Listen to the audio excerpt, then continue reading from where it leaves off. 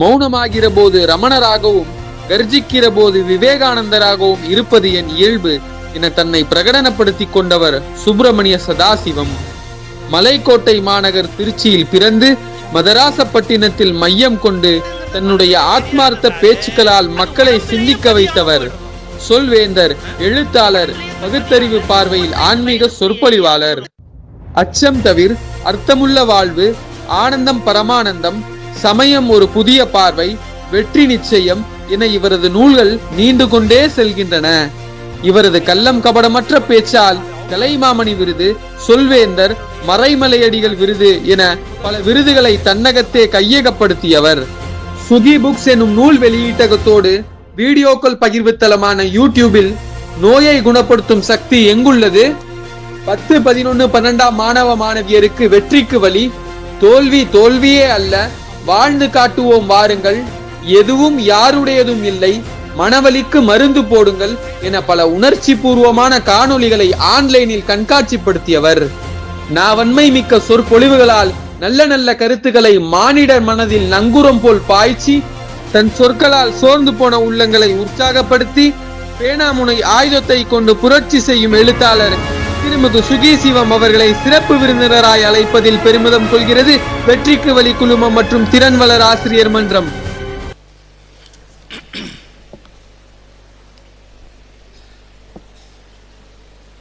யாருக்காவது தூக்கம் வருதா? தூக்கம் வர வைக்கவா? முடிச்சிருக்கீங்களா? அல்லது அது சரி, கருத்து சொல்றதுக்கு ஒரு ஆண் ஒரு பெண்ணு சொன்ன போது 2 பேரும் ஏன் பெண் வந்தீங்க? ஆண்களுக்கு கருத்து இல்லையா?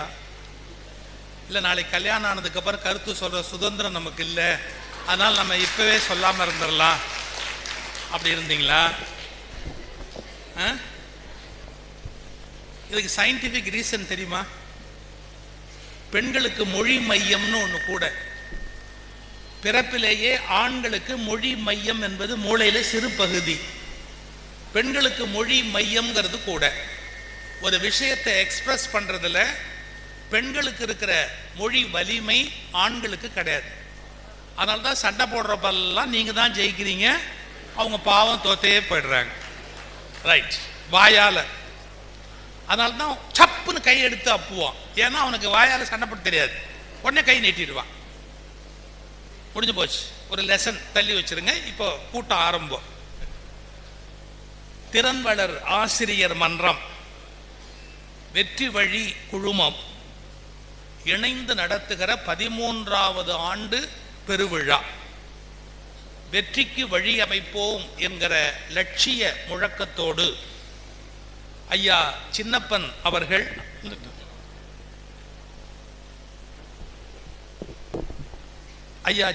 அவர்கள் பெரிய பணி அருமையாக செய்து கொண்டு வருகிறார்கள்.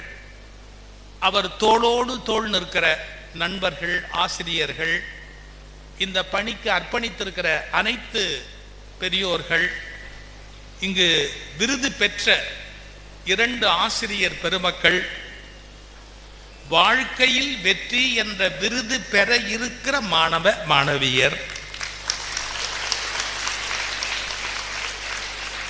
உங்க எல்லாருக்கும் என்னுடைய வணக்கம், வாழ்த்து. ஐயா சின்னப்பன் அவர்களை பற்றி நான் இங்க வந்த பிறகுதான் நிறைய தெரிந்து கொண்டேன். ஏழை எளிய பின்னால் நிற்கிற ஒடுக்கப்பட்ட மக்கள் அவங்க படிச்சு முன்னுக்கு வரணும். அவங்க அப்பா அம்மா அந்த பிள்ளைகளுடைய தாய் தகப்பன் பள்ளிக்கூடம் போயிருக்கிறதுக்கு வாய்ப்பு இல்லை. வயக்காட்டில் இருப்பாங்க, களை எடுத்துக்கிட்டு இருப்பாங்க, மாடு மேய்ச்சிக்கிட்டு இருப்பாங்க. அது மாதிரியான குடும்பத்திலேருந்து வர்ற பிள்ளைகள் தேர்வில் வெற்றி பெறணும், பிறகு கூடுதல் மதிப்பெண் பெறணும். பெரிய கல்வி பெறணும்னா ரொம்ப பெரிய மதிப்பெண் பெற்றா மட்டும்தான் அந்த இடத்தை போய் அடைய முடியும்.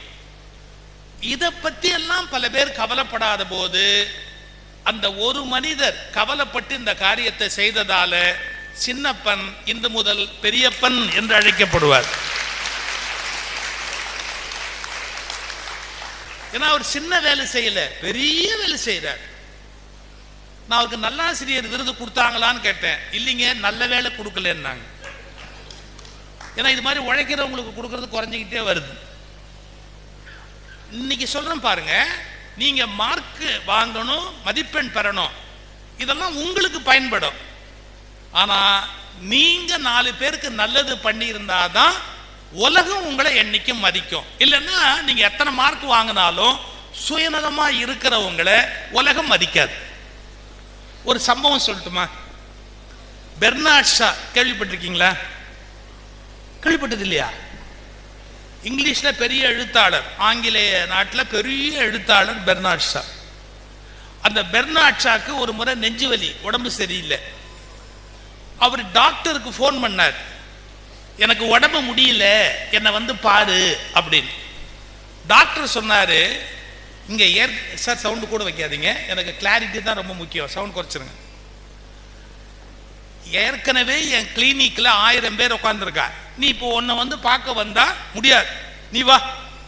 அதுக்கு பெர்னார்ட் ஷா சொன்னார், டாக்டருடைய ஃப்ரெண்டு, அறிவு கெட்டவனே, பெட்டை விட்டு என்னால எந்திரிக்க முடியல, படுக்கையில படுத்து கிடக்கிறேன், டீ குடிக்கல, இன்னும் என்னால எந்திரிச்சு டீ போட்டுக்க முடியல, கதவை திறக்க முடியாதுன்னு ராத்திரியே திறந்து வச்சிருக்கிறேன், நிக்க முடியல, டீ குடிக்க முடியல, நான் எவ்வளவு கஷ்டப்படுறேன் தெரியுமா, வா அப்படின்னு.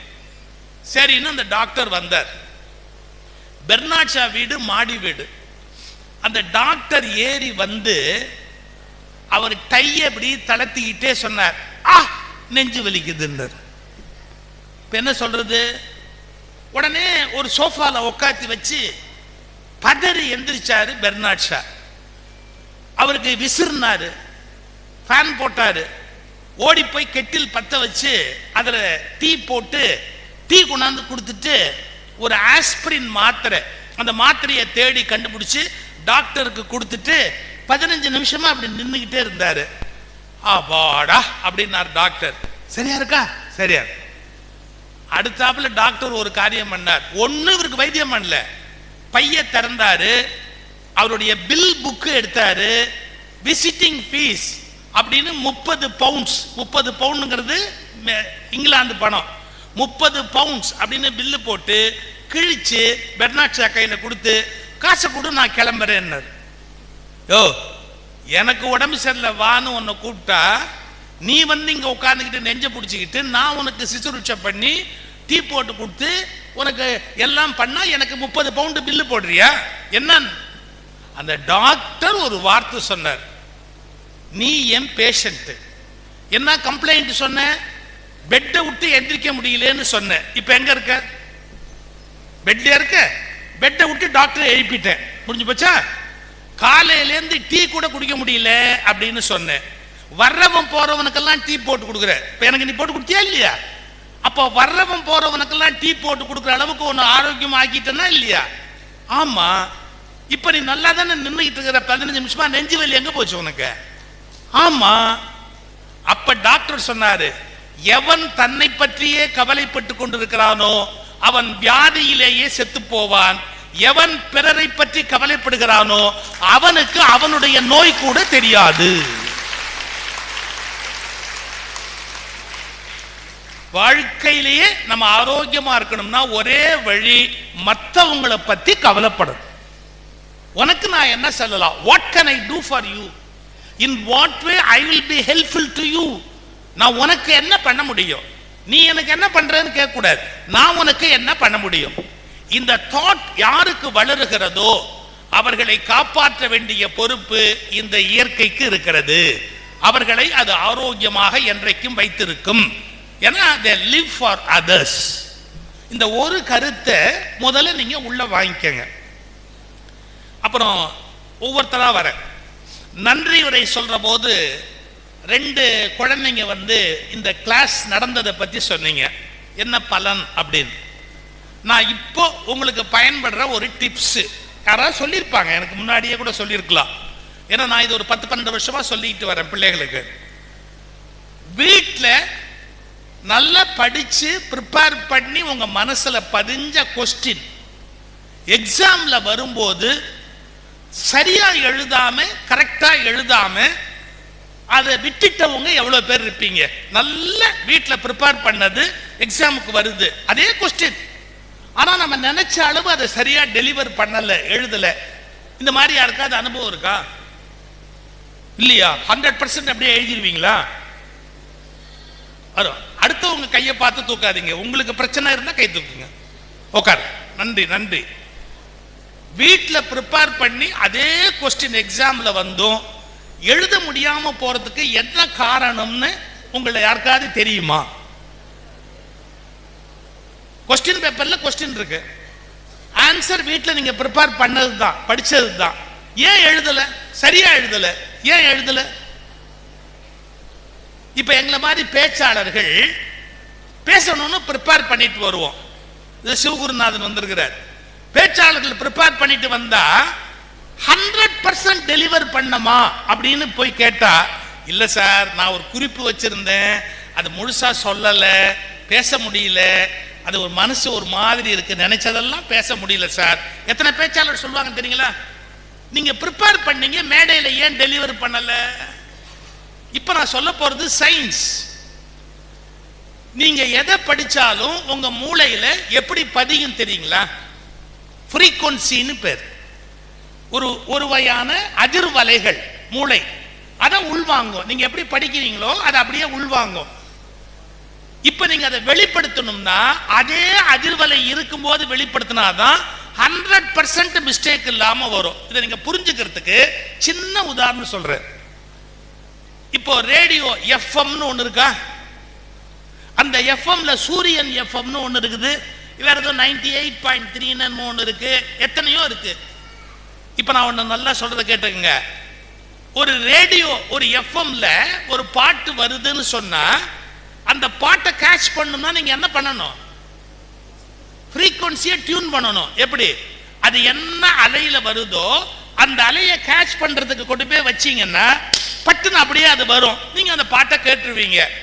அந்த எஃப்எம் வைக்காம நீங்க எத்தனை எஃப்எம் வச்சாலும் 100% பாட்டு கேட்ச் ஆகுமா? சயின்ஸ் தெரியுது இல்ல?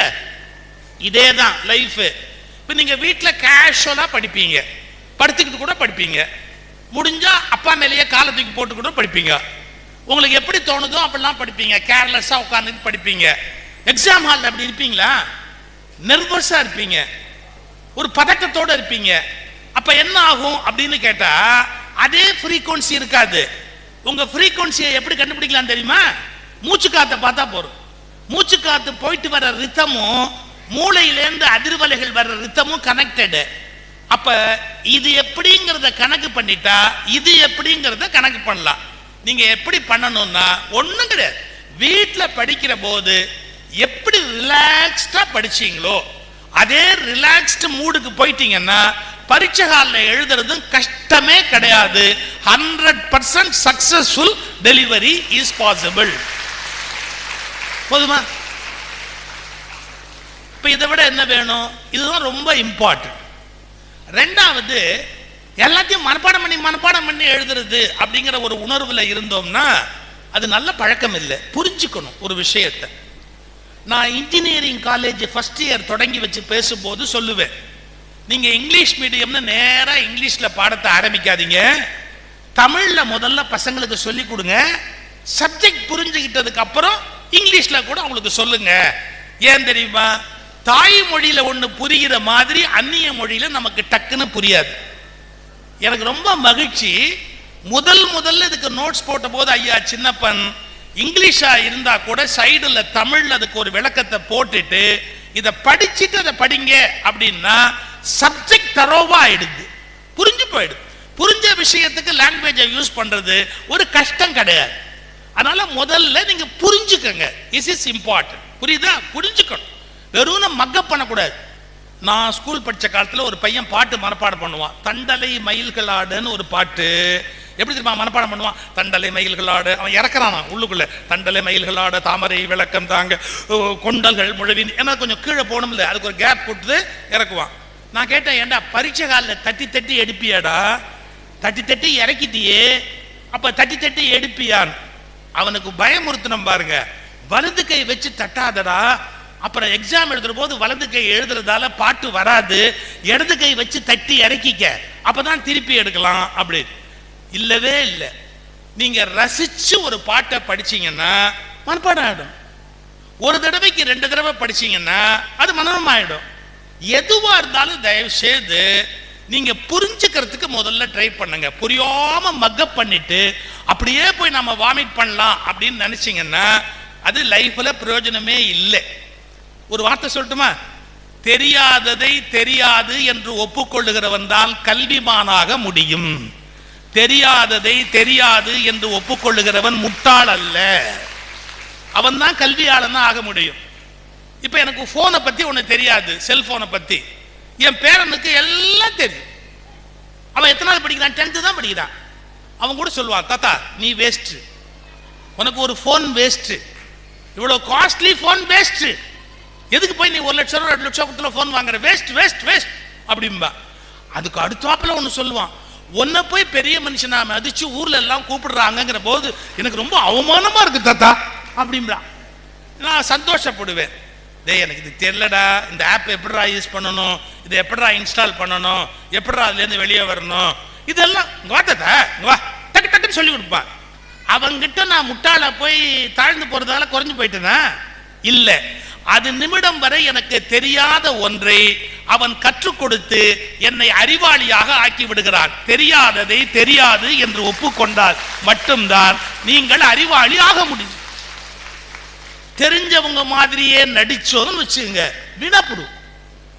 எங்க பேச்சாளர்கள சண்முக வடிவேலுன்னு ஒரு பேச்சாளர், அவர் நினைக்காத நாளே கிடையாது. சண்முக வடிவேலு என்ன சொல்வாரு, அதை நான் என் லைஃப்ல நடந்ததா கொஞ்சம் மாற்றி சொல்றேன், ஏன்னா நீங்க ரசிக்கணுங்கிறதுக்காக சொல்றேன். கிளாஸ்ல உட்கார்ந்து இருக்கிறோம், எங்க வாத்தியாரு பாடம் நடத்துறாரு. அப்படி பாடம் நடத்திக்கிட்டே இருக்கும்போது ஒரு கதை சொன்னாரு. இரண்யாட்சகன் ஒரு அசுரன்டா, அவன் பூமியவே பாயா சுருட்டினான்டான்னு என்னமோ ஒரு கதை சொல்றாரு. என் பக்கத்துல உட்கார்ந்திருந்த பையன் அதை நம்புற பையன் இல்லை. அவன் என்ன கேட்டான், ஏய் இந்த மேல இருக்கிற டீப்பாய் மேல இருக்கிற துணியை சுருட்டினா இங்க நின்று சுருட்டலாம், இந்த மேடையிலேயே போட்டிருக்கிற இந்த பெட்ஷீட்டை சுருட்டினா அங்க நின்று சுருட்டலாம், இரண்யாட்சகன் என்னமோ பாயா சுருட்டினான்னு கேட்டானே, அவன் எங்க நின்று சுருட்டினான்? உலகத்தை சுருட்டினாங்கிறியே, அவன் உலகத்துல எங்க நின்று சுருட்டி இருப்பான் அப்படின்னு என்ன கேட்டான். நான் ரொம்ப வருத்தமா சொன்னேன், நானாடா சொன்னேன், நான் சும்மா உட்கார்ந்துருக்கேன் ஒன்ன மாதிரி. இந்த சொன்னவர் அங்க சௌக்கியமா உட்கார்ந்துருக்காரு, எங்க வாத்தியாரை காமிச்சு சொன்னவர் சௌக்கியமா இருக்கிறார். என் உயிரை ஏண்டா எடுக்கிறேன்னு பாருங்க. நாங்க 2 பேரும் பேசுறதை எங்க வாத்தியார் பார்த்துட்டார். நம்ம ஆசிரியர்களுக்கு எதை வேணாலும் தாங்க முடியும், ஆனா தன்னை தவிர யாராவது வகுப்பறையில பேசிட்டா நம்ம ஆசிரியர்களுக்கு அப்படியே ஒரு மான உணர்ச்சி ஏற்பட்டு அப்படியே துடிச்சு போயிடுவார்.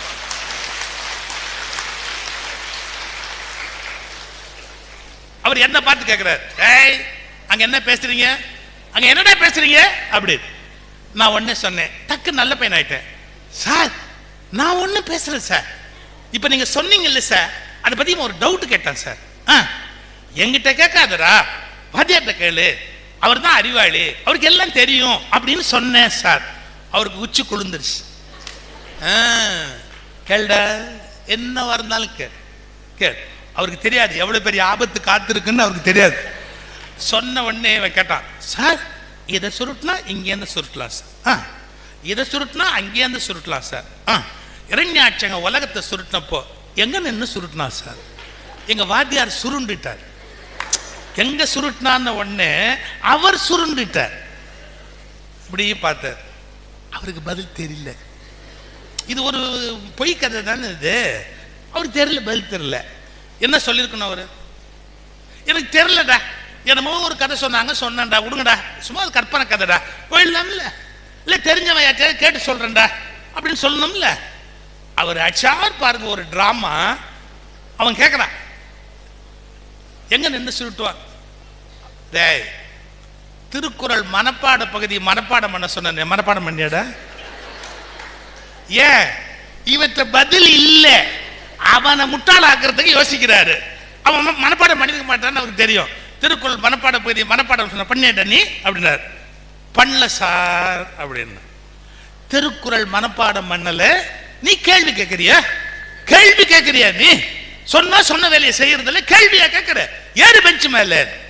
அவன் பெஞ்சு மேல ஏறும்போது ஒரு வார்த்தை சொன்னான். என்ன சொன்னான் தெரியுங்களா என்கிட்ட? ஏய் கேள்விக்கு நமக்கு பதில் தெரியலனாலும் நாம தான் பெஞ்சு மேல ஏறணும். இந்த ஆளுக்கு தெரியலனாலும் நாம தான் பெஞ்சு மேல ஏறணும்.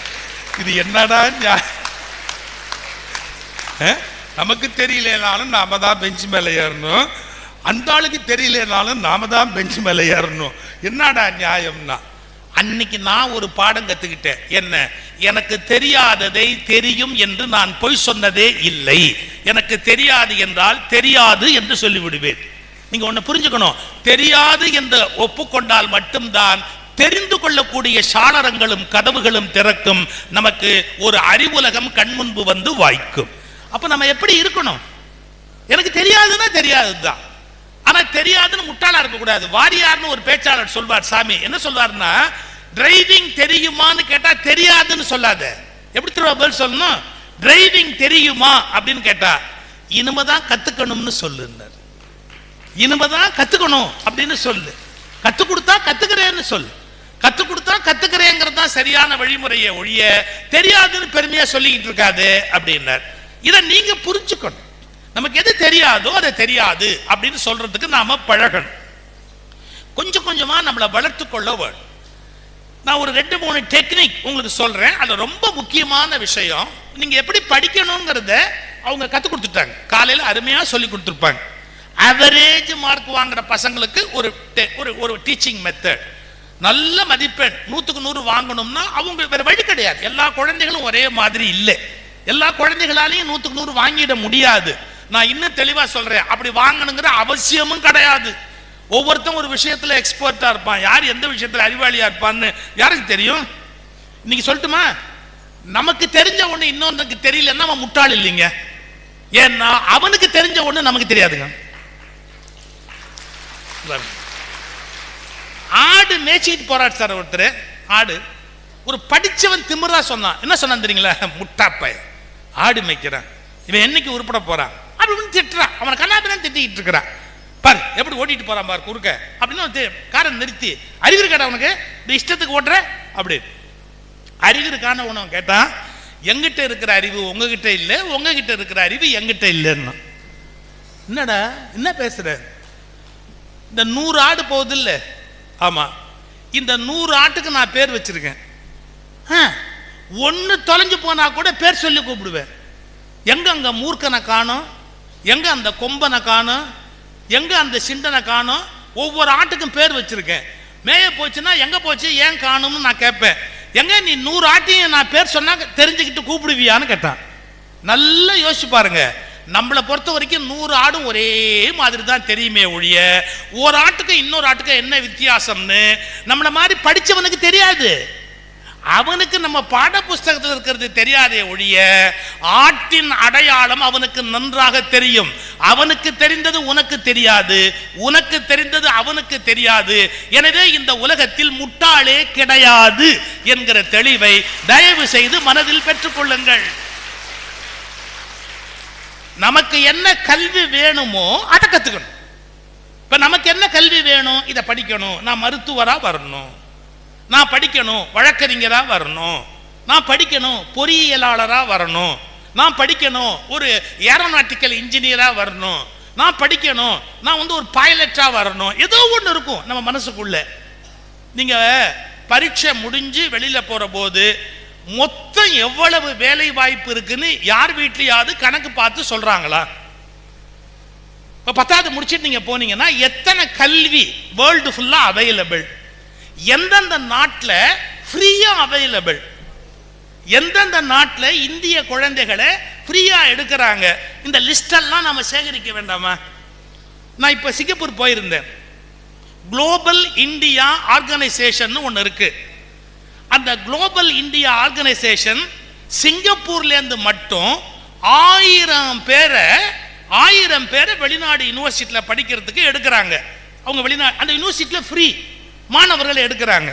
உங்க யாருக்குமே தெரியாத ஒரு விஷயம், நம்ம தூதரக அதிகாரியா அங்க இருக்கிறவர் வடக்கத்திக்காரரு.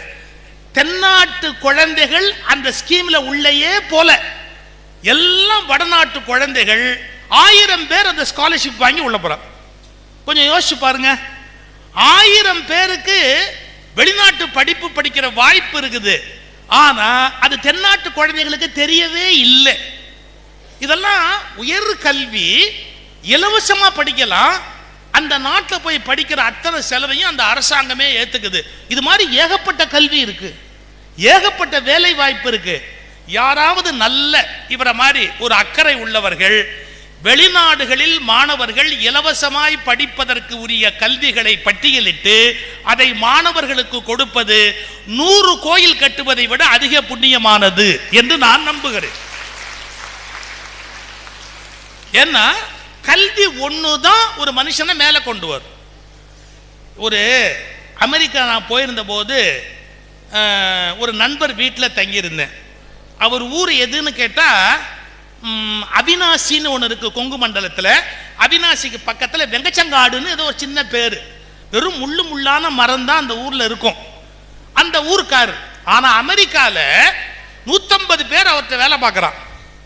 150 பேர்ல 60 பேர் வெள்ளைக்காரன், 60 அமெரிக்கன் அவர்கிட்ட வேலை பார்க்கறான். 150 பேரை வச்சு வேலை வாங்குறாரு. அவர் ஒரு வார்த்தை சொன்னார். என்ன சொன்னார் தெரியுங்களா? அவங்க ஊருக்கு என்ன கூட்டிட்டு போனார். இந்தியாவில் அவினாசி பக்கம் அவங்க ஊருக்கு என்ன கூட்டிட்டு போனார். முள்ளு முள்ளு முள்ளு முள்ளா செடி இருந்தது. கோமணத்தை கட்டிட்டு 2 பேர் அங்கே மேய்ச்சிக்கிட்டு இருந்தாங்க.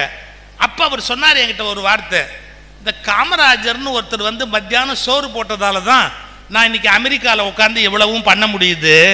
அந்த மனுஷன் இல்லைன்னா இவனை மாதிரி பக்கத்தில் கோமணம் கட்டி நான் ஆடு மேய்ச்சிருப்பேன். எவ்வளோ பெரிய வார்த்தை! அமெரிக்கால இன்ஜினியரா 150 பேருக்கு சம்பளம் கொடுக்குற அளவுக்கு ஒரு பெரிய வாய்ப்பு. பள்ளிக்கூடத்தில் படிக்கிற போது மத்தியானம் ஒருவேளை சோறு அந்த மனுஷன் போட்டான்னு தான் எங்க கிராமத்தில் என்ன போடா, வீட்டில் சோறு போட முடியல, நீ அங்கே போய் தின்னுட்டு வான்னு என்னை அனுப்பிச்சாங்க. நான் சோத்துக்கு போனவன் அப்படியே படிச்சவன் அப்படியே என்ன படிச்சா லாபம்னு தெரிஞ்சு இன்ஜினியர் ஆகி அமெரிக்காவில் வந்து இன்னைக்கு குழிக்கிறேன் சார் அப்படின்னார். நல்லா புரிஞ்சுக்கணும், எளிய குடும்பத்தில் பிறந்த பிள்ளைகள் முன்னுக்கு வருவதற்கு ஒரே வழி கல்வி மட்டுமே. கல்வியை தவிர வேற எந்த வழியினாலும் எளிய குடும்பத்து பிள்ளைகள் மேலே வர முடியாது. அப்ப அந்த கல்வியை எவ்வளவு அக்கறையோட படிக்கணும். முதல்ல உங்க மனசை பலப்படுத்தணும். இப்போ நம்ம மனம் வந்து ஒரு நல்ல ஒரு பீரோன்னு வச்சுக்கோங்க. ஒரு வீட்டில் ஒரு நல்ல பீரோ அப்பா போய் வாங்கிட்டு வராரு. அந்த பீரோக்குள்ள என்ன வைக்கணும்? வீட்டோட பத்திரம் வைக்கலாம், விலை உயர்ந்த நகை இருந்தா வைக்கலாம், இல்ல அந்த சொத்து பத்திரங்கள் என்னது அது மாதிரிலாம் எடுத்து வைக்கலாம். ஒரு அப்பா பீரோ வாங்கி கொடுத்துட்டு அதை திறந்து பார்த்தா அது உள்ள என்ன வச்சு, வீடு துடைக்கிற துணி, இந்த சமையல் ரூம்ல சட்டி பிடிக்கிற துணின்னு ஒன்று உண்டு பாத்திரத்தை, அதை விட கோஆப்டெக்ஸ் வண்ண வானவில் கலர்ல வேற எங்கேயும் நீங்க பார்க்க முடியாது. அதுல எல்லா கலரும் இருக்கும். இந்த சாம்பார் வடிக்கிற ஒரு துணி, இதெல்லாம் வச்சிருந்தா அந்த அப்பாவுக்கு எப்படி வரும்? பத்திட்டு வரும். ஏன்டா 10,000 ரூபாய் போட்டு ஒரு பீரோ வாங்கி வச்சிருக்கிறேன், குப்பையை கொண்டு போய் அதில் வச்சிருக்கிறீங்களே அப்படின்னு. அது மாதிரி உங்க மனசை ஒரு நாள் திறந்து பார்த்தா அதுல நல்ல விஷயமா 400 விஷயம் இருந்தா அப்ப நம்ம சந்தோஷப்படலாம். அதுக்கு பதிலா நீங்க தேவையில்லாத குப்பை, ஒழுக்கம் இல்லாத நடிகர், ஒழுக்கம் இல்லாத மனிதர்கள், இவங்களை எல்லாம் மனசுக்குள்ள வச்சிருந்தீங்கன்னா உங்க மனசை திறந்து பார்த்தவங்க எவ்வளவு வெக்கப்படுவாங்க. ஏன்னா அப்படி குப்பை தொட்டி மாதிரி எல்லாம் கண்டதையும் கொண்டு போய் உள்ள வச்சிருக்கிற, கேட்பாங்களா கேட்க மாட்டாங்களா? யோசிக்கணும். நல்ல விஷயங்களை மனசுக்குள்ள வச்சுக்கிறதுக்கு நாம பழகணும். நல்ல செய்திகளை மனசுல வாங்கி வச்சிருக்கிறதுக்கு நாம பழகணும். சரி, உங்களுக்கு பரீட்சைக்கு போகும்போது சில பேர் சென்டிமெண்ட்ஸ்னு சொல்லுவாங்க இங்கிலீஷ்ல. ஏதோ ஒரு மூட நம்பிக்கையை வளர்த்துக்குவான். அதை வளர்த்துக்காதீங்க. எனக்கு ப்ளூ கலர் பேனா ராசி, இந்த சட்டை ரொம்ப ராசி, இந்த இந்த இந்த துணி போட்டு போனா நான் நல்லா பரீட்சை எழுதுவேன், இந்த மாதிரி முட்டாள்தனம்லாம் வச்சுக்காதீங்க. 7 மணிக்கு என்ன அது ராகாலம், 8:30 மணினா அது இது, இந்த மாதிரிலாம் தயவு செய்து நோ சென்டிமெண்ட்ஸ். இன்னைக்கு ஒரு வார்த்தை சொல்லிட்டு போறேன், சரியானபடி உழைக்கிறவனுக்கு இந்த வருஷம் முழுக்கதுமே நல்ல நாள், நல்ல நேரம். ஏன்னா அவன் எப்பவுமே உழைக்கிறதுக்கு தயாரா இருக்கிறான். இவ்வளவுதான் சிம்பிள் லைஃப். அதை விட்டுட்டு பயப்படக்கூடாது. ஐயோ அன்னைக்கு நாள் நல்லா இல்லை, ஐயோ அன்னைக்கு நேரம் நல்லா இல்லை, ஐயோ எனக்கு அந்த சில பேர் பேனா தொலைஞ்சு போயிட்டா அந்த பேனா எனக்கு ராசியான பேனா, அதுல எழுதுனா நான் ரேங்க் வாங்குவேன், அந்த பேனா போயிடுச்சு. இந்த முட்டாள்தனத்தை நிறுத்திருங்க. உன் அறிவுதான் உனக்கு வெற்றி தருகிறதே ஒழிய அந்த பேனாவின் நிறம் ஒருபோதும் உனக்கு வெற்றி தருவது இல்லை. Please B clear. ஒருத்தனை வேலைக்கு இன்டர்வியூ பண்ணாங்க தம்பி. அந்த இன்டர்வியூல அவன் நல்லா பண்ணான். ஆனால் அந்த இன்டர்வியூ பண்ண பாஸுக்கு ஒரு பேட் ஸ்மெல் வந்துக்கிட்டே இருந்தது. அவர் உடனே கேட்டார், சந்தி என்னப்பா ஒரு அப்படின்னு பார்த்தா அவன் ஒரு மோசமான சாக்ஸ் போட்டிருந்தான். அதுலேருந்து தான் அடிக்குது. இந்த உங்கள் பள்ளிக்கூடத்துலேருந்து போனதுக்கப்புறம் உங்கள் சாக்ஸ் எப்படி நறுமணம் மணக்கும்னு உங்களுக்கு தெரியும். வீட்டையே உண்டு இல்லைன்னு ஆக்கிடும் சாக்ஸ். அந்த சாக்ஸ்லேருந்து அந்த நாத்தம் வருது அப்படின்னு இன்னைக்கு தெரிஞ்சுக்காங்க. காலையில் நம்ம ஸ்கூலுக்கு போகிறோம்னா நைட்டே வேணுங்கிற எல்லாத்தையும் எடுத்து வச்சுட்டு படுக்கணும். காலம்பரை எந்திரிச்சு என் சாக்ஸ் எங்க, என் நோட் புக் எங்க, என் பேனா என்னன்னு அம்மாவையோ அப்பாவையோ கேட்குற பிள்ளைங்க, வீட்டில் வேற யாரையாவது கேட்குற பிள்ளைகள் மனதளவில் ஊனமுற்று இருக்கிறார்கள் என்று பொருள். உண்மையான ஆரோக்கியமான நபர்கள் தன் பொறுப்பை தானே பார்ப்பார்களே ஒழிய இன்னொருவரிடத்தில் எதிர்பார்த்து ஒருபோதும் காத்திருக்க கூடாது. நீங்க தான் ப்ரிப்பேர் பண்ணி உங்களை ரெடியா வச்சுக்கணும். என்ன வேணும், மார்னிங் வேணும், அதெல்லாத்தையும் எடுத்து வச்சுக்கணும். அது அப்படியே இருக்கட்டும். இவர் சாக்ஸ் நாருதுன்னு அந்த பாஸ் கண்டுபிடிச்சிட்டார். தம்பி, you are appointed on one condition. என்ன கண்டிஷன்? நீ திங்கக்கிழமை டியூட்டி ஜாயின் பண்ணு. ஆன் ஒன் கண்டிஷன், இந்த சாக்ஸ் போடக்கூடாது, இந்த சாக்ஸ் போடக்கூடாது. திங்கக்கிழமை வந்து ஜாயின் பண்ணு. அவர் ரவுண்ட்ஸ் வரார். அந்த முதலாளி அப்படி தோலை தட்டி கிட்டக்கு வந்தோடனே, என்ன தம்பி நல்லா இருக்கா, வேலையெல்லாம் பார்க்குறியா? ஆமாம் சார். ஒரு 2 செகண்ட்ல அந்த ஸ்மெல் வந்தது. ஏய், அன்னைக்கே நான் சொன்னேன் அந்த சாக்ஸ் நீ போடக்கூடாதுன்னு சொல்லி தானே உன்னை அப்பாயின்ட் பண்ணேன். சார் புது சாக்ஸ் வாங்கி போட்டுருங்க சார். அந்த சாக்ஸ் இல்லை, நாருதுடா. அது இல்லைங்கிற நாருது. சென்டிமெண்ட்டா அது ராசியான சாக்ஸ்னு பேக்கெட்லேயே வச்சிருக்கேன் சார். விளங்குவானாவே. அன்னைக்கு தான் எனக்கு அப்பாயின்மெண்ட் வாங்கி கொடுத்து, அந்த சாக்ஸ் அவனுக்கு அப்பாயின்மெண்ட் வாங்கி கொடுத்துச்சு. யோசிக்கணுமா இல்லையா? இன்னைக்கு 100க்கு 90 பேரு பூனை குறுக்க போனா சகுனம் சரியில்லைன்றான். பூனைக்கு சகுனம் சரியில்லைடா, அன்னைக்கு எலி கிடைக்காதுடா, அதுக்கு நீ குறுக்க போயிட்டியே. இதெல்லாம் நம்பாதீங்க. சென்டிமெண்ட்ஸ் எதையுமே தயவு செய்து மனசுல எடுத்துக்காதீங்க. இதெல்லாத்தையும் தள்ளி வச்சுட்டு, நான் படிக்கிறேன், நான் உழைக்கிறேன், எங்க அப்பா அம்மா கஷ்டப்படுறாங்க, அவங்கள நல்லா வச்சுக்கணுங்கிற லட்சியத்தோட நான் இந்த உலகத்துக்கு வந்திருக்கிறேன். இந்த நாட்டுக்கு நான் என்ன பண்ண முடியுமோ அதை பண்ணுவேன். வீட்டுக்கும் நாட்டுக்கும் நன்மை செய்ய நான் கற்றுக்கொண்டு இருக்கிறேன் அப்படிங்கிற முடிவோட உங்க மனசை தெளிவுபடுத்தி கொண்டு வரணும். No more sentiments. எந்த வகையிலும் மனசுல தடை ஏற்படுத்தக்கூடாது. அதே மாதிரி இன்னும் சில பேர் தடைகளை இமேஜின் பண்ணிக்குவீங்க. இது ரொம்ப சைக்காலஜில பெரிய விஷயம். இப்ப நான் இங்க வரும்போது என் பேச்ச பிள்ளைங்க நல்லா கேட்பாங்க அப்படின்னு நினைக்கலாம். அது கூட நினைக்க வேண்டிய அவசியம் கிடையாது. நான் இங்க வருவேன், பார்ப்பேன், நீங்க நல்லா கேட்டா நல்லா பேசுவேன், நல்லா கேட்காட்டி நான் கவலைப்பட மாட்டேன். டிவியில பேசுறதா நினைச்சுக்கிட்டு நான் பாட்டுக்கு பேசிட்டு நான் பாட்டுக்கு போயிடுவேன். ஏன்னா மழை பெய்யும், அதை பாத்திரம் வாங்கிக்கிட்டா பாத்திரத்துக்கு நல்லது, அதுக்கு கண்ணி கிடைக்கும். இதுக்கு மழை வருத்தப்பட முடியுமா? நாம கொட்டுறதை கொட்டிட்டு போயிடுவோம், அதோட சரி.